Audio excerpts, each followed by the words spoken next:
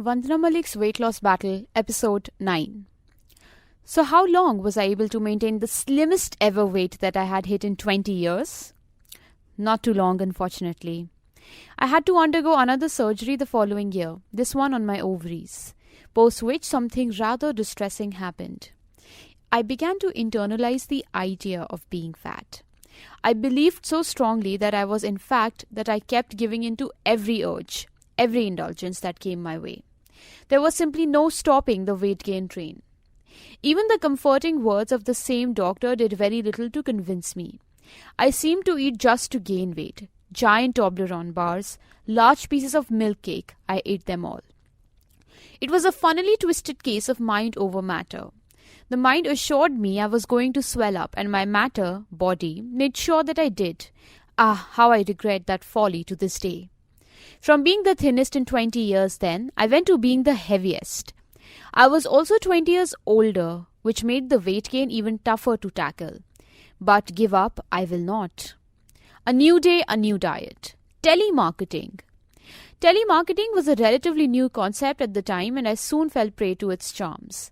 One day I received an SMS that said, "Lose 5 kgs in 8 weeks. No dieting or exercise required.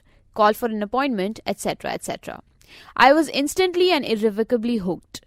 So the call was made and the appointment fixed. The same routine ensued. Weight, measurements, height, body fat index, etc. were measured and recorded. After filling many forms and answering many questions about eating habits, sleeping habits, whether I exercise at all, I was handed the routine diet chart. This consisted largely of green leafy vegetables, very little protein, and at least 2 rotis made with flour manufactured by the dietitian. One I incidentally didn't meet till my 4th appointment. Her assistants were running this branch. No milk or dairy products were permitted, nor any sugar or fried stuff. Same old, I sighed. There was one new addition, however.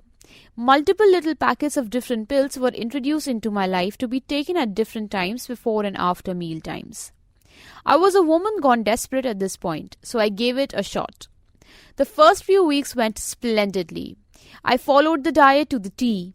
This, coupled with my weekly exercise routine, a combination of walking, swimming, gymming and yoga, helped me to keep the weight loss saga on track.